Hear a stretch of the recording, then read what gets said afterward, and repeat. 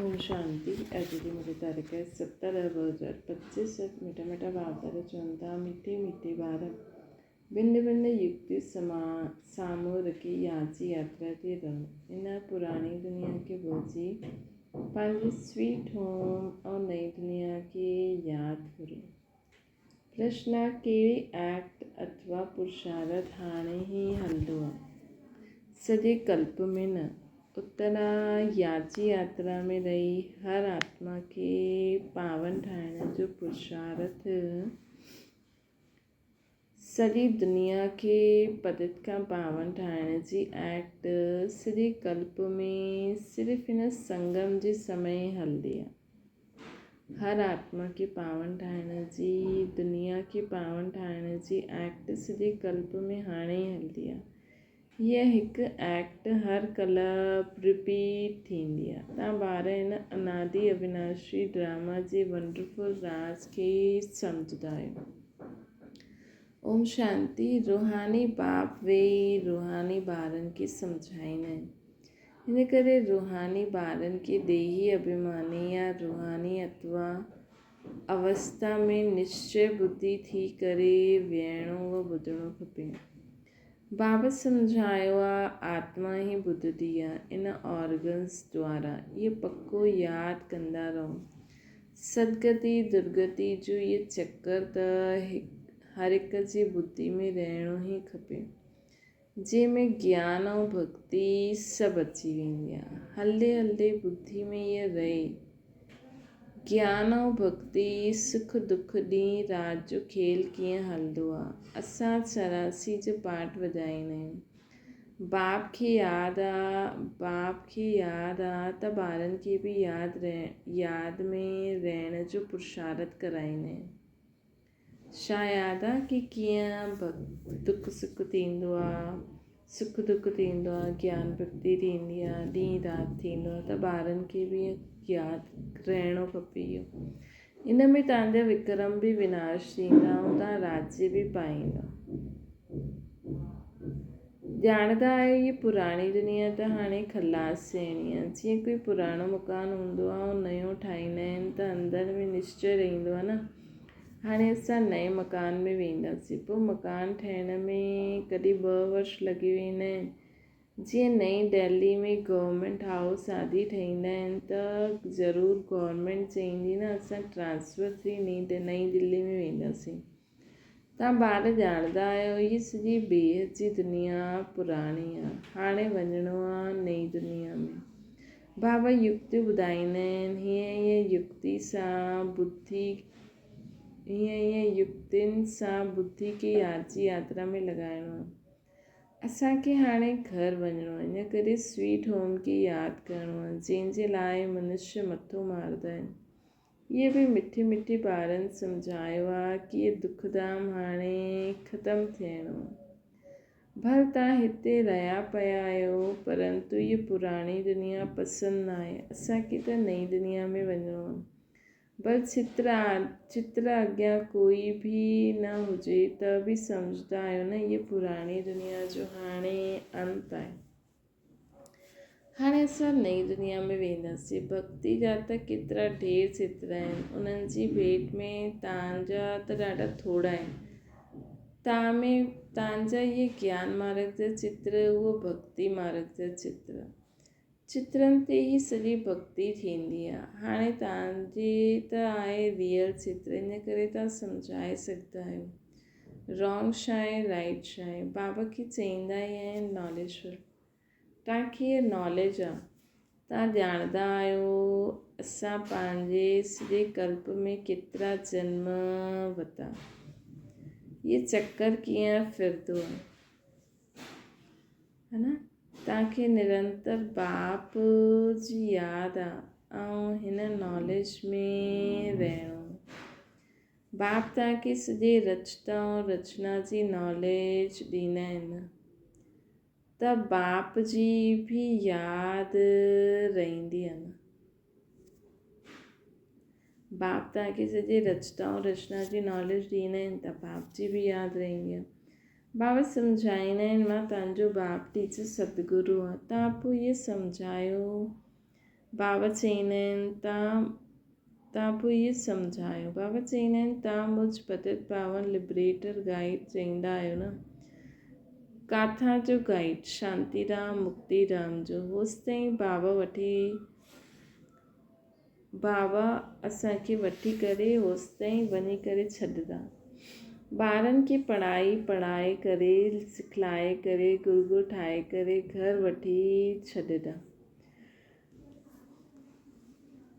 मतिलबु तेसिताईं जीअं असांजो बुद्धि योग बाबा सां जुड़ियल आहे न, घर वठी हली असांखे छॾंदा। ॿारनि खे पढ़ाए करे सिखलाए करे गुलगुल ठाहे करे घर वठी वेंदा। बाबा जे सवाइ त कोई बि असांखे वठी न वञी सघंदा आहिनि। भले कोई केतिरो बि तत्व ज्ञानी व ब्रह्म ज्ञानी हुजे, उहे सम्झंदा आहिनि असां ब्रह्म में लीन थी वेंदासीं। तव्हांजी बुद्धि में आहे की शांतीराम त असांजो घरु आहे, हुते वञी करे पोइ असां नई दुनिया में पहिरियों ईंदासीं। उहे सभु यादि पोइ अचण वारा आहिनि, बाक़ी सभु पोइ अचण वारा आहिनि।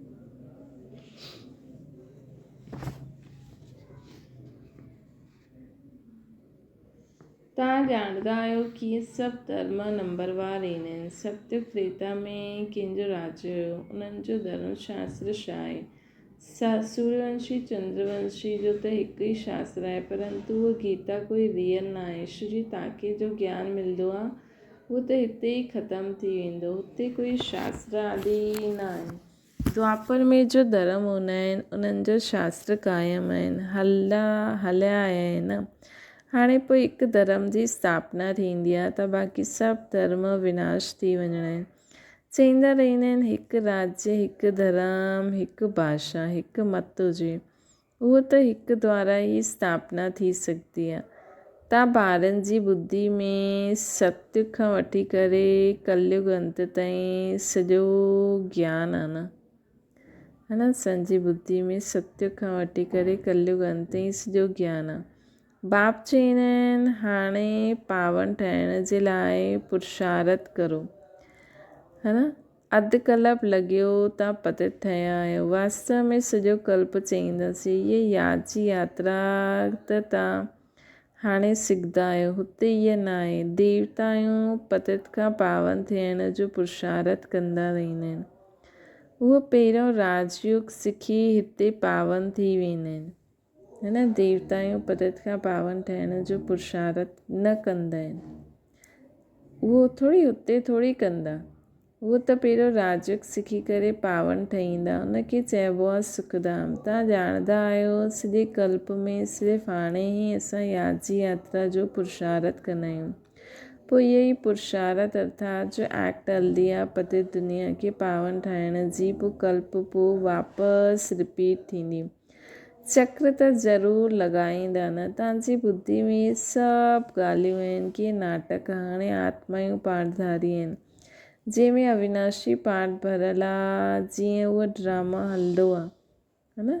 हाणे हीअ नाटक आहे, सभी आत्माऊं पाठधारियूं आहिनि, जंहिंमें अविनाशी पाठ भरियलु आहे। जीअं उहो ड्रामो हलंदो रहंदो आहे, परंतु उहो फिल्म ॾिसी करे पुराणी थी वेंदी आहे ऐं इहे अविनाशी रहंदो आहे।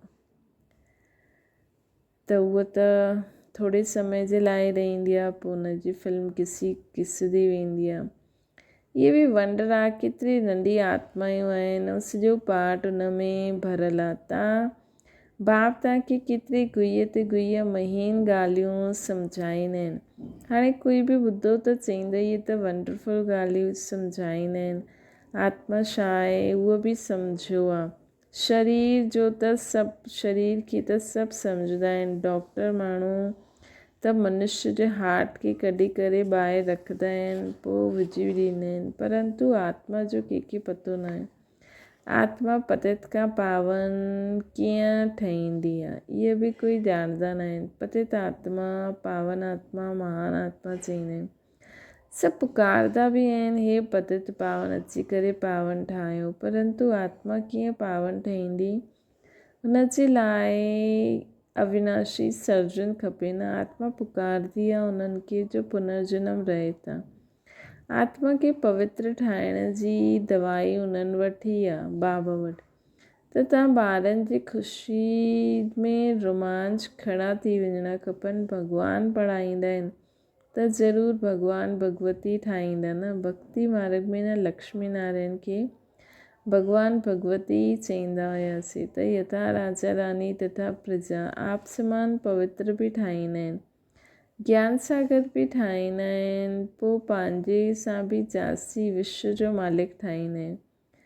पवित्र मतिलबु ख़ुदि जहिड़ो पवित्र बि ठाहींदा आहिनि, ज्ञान सागर बि ठाहींदा आहिनि। पवित्र अपवित्र जो कंप्लीट पार्ट तव्हांखे वॼाइणो ई हूंदो आहे। तव्हां ॼाणंदा आहियो बाबा आयल आहिनि, पोइ वरी खां आदि सनातन देवी देवता धर्म स्थापना करण जे लाइ, जंहिंजे लाइ ई चईंदा आहिनि इहे धर्म प्राय लोप थी वियो। हुन जे बड़ जी झाड़ सां भेट कबी आहे, शाखायूं त टे निकिरंदियूं आहिनि, थुर आहे न। हाणे इहे बि केतिरा धर्मशास्त्र निकिता आहिनि। फाउंडेशन देवता धर्म आहे न, प्राय लोप थी वियो आहे। बाबा चईंदा आहिनि उहे धर्म आहिनि, परंतु उहो धर्म जो नाम फिराए छॾियो। उहो धर्म आहे लेकिन हुन धर्म जो नाम फिराए छॾियो आहे। पवित्र न हुजण जे कारण पंहिंजे खे देवता न चई सघंदा आहिनि। न आहिनि तॾहिं त बाप अची करे रचना रचे न। हाणे त सम्झंदा आहियो सभु पवित्र देवता हुयासीं, हाणे पतित ठहिया आहियूं। हर चीज़ ईअं थींदी आहे। तव्हां ॿारनि खे भुलिजणो न खपे। पहिरीं मुख्य मंज़िल आहे बाप खे यादि करण जी, जंहिंसां ई पावन ठहिणो आहे। ॻाल्हाईंदा सभु आहे ईअं ई आहिनि, असांखे पावन ठाहियो, ईअं न चईंदा असांखे राजा रानी ठाहियो।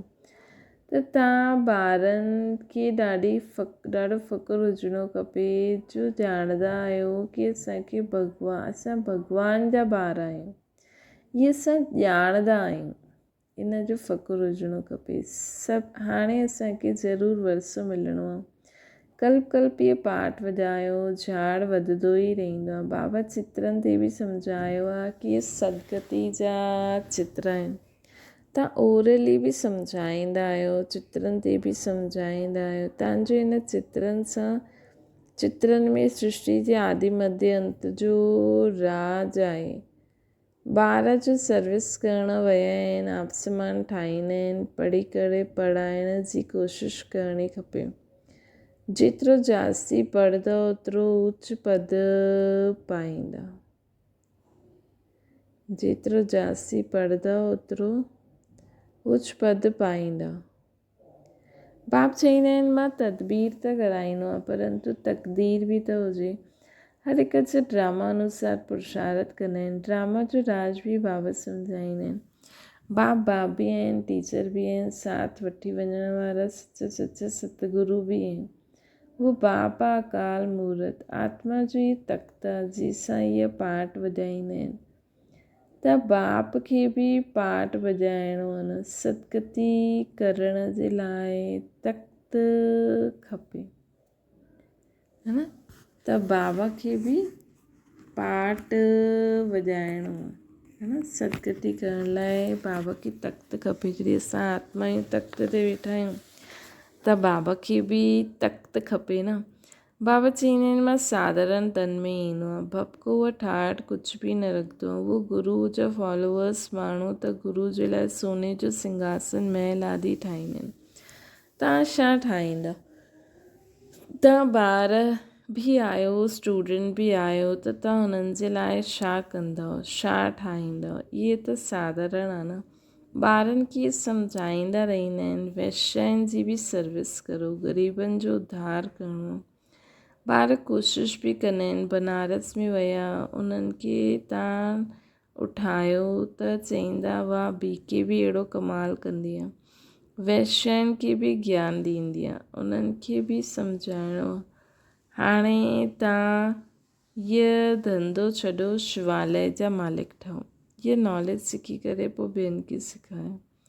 वैश्याऊं बि आहिनि, पोइ ॿियनि खे सिखलाईंदियूं, सिखी करे पोइ होशियारु थींदियूं। सिखी करे पोइ होशियारु थी वेंदियूं त पंहिंजे ऑफिसर्स खे बि सम्झाईंदियूं। हॉल में चित्र आदि रखी वेही करे सम्झाईंदा आहिनि त सभु चईंदा वाह वैश्यनि खे शिवालयवासी ठाहिण जे लाइ इहे बीके निमित ठहिया आहिनि। ॿारनि खे सर्विस जे लाइ ख़्यालात हलणा खपनि, है न। तव्हांजे मथां ॾाढी रिस्पॉन्सिबिलिटी आहे। अहिल्याऊं, कुब्जायूं, बीलियाऊं, गणिकायूं, इन सभिनि जो उद्धार करिणो आहे। गायन बि आहे न, साधुअनि जो बि उद्धार कयो। इहे त सम्झंदा आहियो साधुअनि जो उद्धार थींदो पिछाड़ी में। हाणे उहे तव्हांजा ठही वञनि त भक्ति मार्ग सॼो ख़तमु थी वञे। रेवल्यूशन थी वञे। सन्यासी माण्हू बि पंहिंजो आश्रम छॾे बसि असां हार खाई। इहे पिछाड़ी में थींदो। बाबा डायरेक्शन ॾींदा रहंदा आहिनि, ईअं करो, है न। बाबा डायरेक्शन ॾींदा आहिनि, ईअं करो। बाबा त ॿाहिरि न वञी सघंदा न। बाबा चवंदा आहिनि ॿारनि सां वञी करे सिखो। सम्झाइण जी युक्ति त सभु ॿारनि खे ॿुधाईंदा रहंदा आहिनि। अहिड़ो कार्य करे करे ॾेखारियो जो मनुष्य जे मुख सां वाह निकिरे। गायन बि आहे न, शक्तियुनि खे ज्ञान जो बाण भॻवान ॾिनो, है न। ज्ञान जो बाण भॻवान भरिया हुई। इहे ज्ञान बाण आहे न।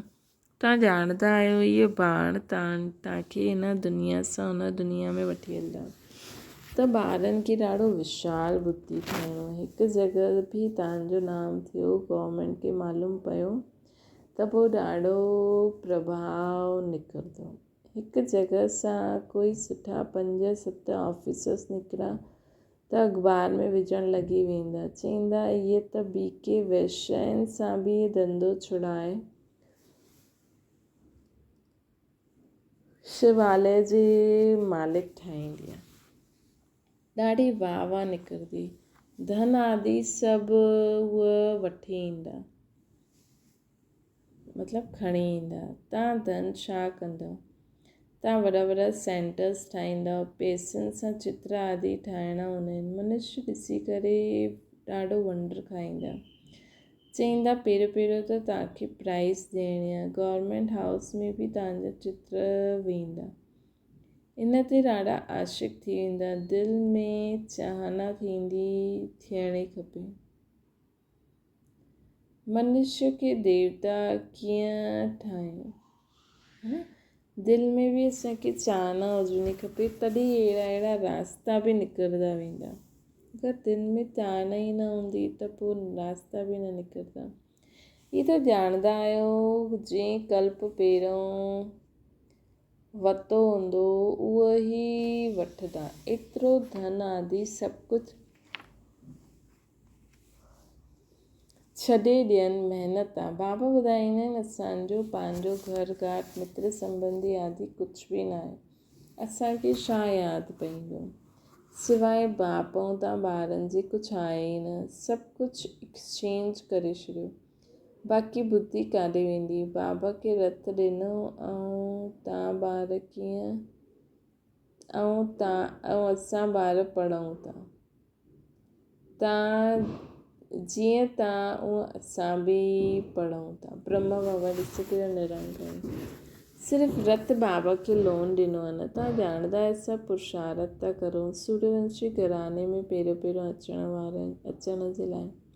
इहे नर सां नारायण ठहिण जी कथा आहे। तीजड़ी टियों नेत्र आत्मा खे मिलंदो आहे। असां आत्मा पढ़ी करे नॉलेजफुल ठहींदा आहियूं। नॉलेजफुल ठही बुद्धि देवता ठहूं था। पोइ असां राजाउनि जो राजा ठहींदासीं। शिव बाबा चवंदा आहिनि मां तव्हांखे डबल सिताज ठाहींदो। तव्हांजी हाणे केतिरी बुद्धि खुली आहे। ड्रामा अनुसार कल्प पहिरियों मुआफ़िक। हाणे याजी यात्रा में बि रहणो आहे न। सृष्टि चक्कर के भी याद करणो। पुरानी दुनिया के बुद्धि सां भुलजणो आए। पुरानी दुनिया के बुद्धि सां भुलजणो। अच्छा, मीठे मीठे सिके लदे ॿारनि प्रति माता पिता बाप दादा जो यादि प्यार ऐं गुड मॉर्निंग। रूहानी बाप जी सभिनि रूहानी ॿारनि खे नमस्ते। संजी भी रूहानी माता पिता बाप दादा खे यादि प्यार गुड मॉर्निंग और नमस्ते। दाना जे लाइ मुख्य सार बुद्धि में रहे इहा असांजे लाइ नई स्थापना थिए थी। हाणे असांजे लाइ त इहो ई रहे उनखे इहा दुख जी दुनिया पुराणी हाणे ख़तमु थी की थी, है न। पुराणी दुनिया हाणे ख़तमु थी की थी।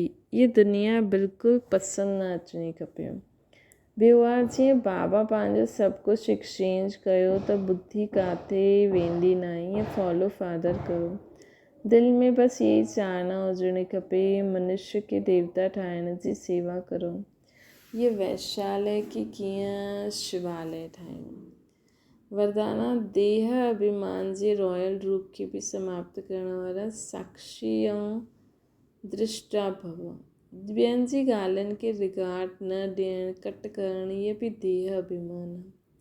देह अभिमान जो रॉयल रूप आहे जो पंहिंजो उहो ॿियनि जो अपमान कराईंदा आहिनि।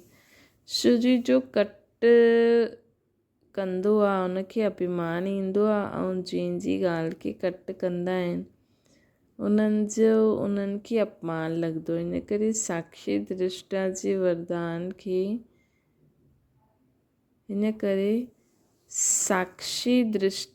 वरदान खे स्मृति में रखी ड्रामा जी डाल व ड्रामे जे पटे ते हर कर्म ऐं संकल्प कंदा वञो। साक्षी दृष्टा जे वरदान खे स्मृति में रखी ड्रामा जी डाल व ड्रामे जे पटे ते हर कर्म संकल्प कंदा रहो। मापन जे हिन रॉयल रूप खे बि समाप्त करे हर हिक जी ॻाल्हि खे सम्मान स्नेह ॾियो त सदा जे लाइ सहयोगी थी वेंदा। मापन जे हिन रॉयल रूप खे बि समाप्त करे साक्षी दृष्टा रहंदा त ड्रामा जी डाल खे व ड्रामा जे पटे ते हर कर्म कंदा संकल्प कंदा त मापन न ईंदो न, देह अभिमान न ईंदो। मापन जे हिन रॉयल रूप खे समाप्त करे हाणे हर हिक जी ॻाल्हि खे सम्मान ॾियो, स्नेह ॾियो त उहा सदा जे लाइ सहयोगी थी वेंदा। स्लोगन आहे परमात्मा श्रीमद रूपी जल जे आधार सां कर्म रूपी बीज खे शक्तिशाली ठाहियो। परमात्मा श्रीमद रूपी जल जे आधार सां कर्म रूपी बीज खे शक्तिशाली ठाहियो। पंहिंजे शक्तिशाली संकल्प सां कर्म भी शक्तिशाली थींदा, है न। त पंहिंजे शक्तिशाली परमात्मा श्रीमद रूपी जल जे आधार से कर्म रूपी बीज खे शक्तिशाली ठाहियो। अव्यक्त इशारो हर समय हर आत्मा जे प्रति मन सां स्वतः शुभ भावना शुभकामना जी शुद्ध वाइब्रेशन वारी स्वयं खे ऐं ॿियनि खे अनुभव थिए। मन में हर समय हर सर्व आत्माउनि जे प्रति दुआयूं निकिरनि। मन सां सदा हिन सेवा में बिजी रहे जीअं वाचा जी सेवा में बिजी रहण जे अनुभवी आहियो। अगरि सेवा न मिलंदी त पंहिंजे खे ख़ाली अनुभव कंदा आहियो।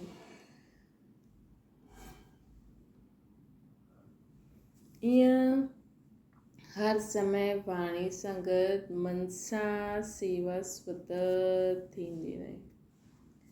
अच्छा, ओम शांति। बाबा खे यादि करो।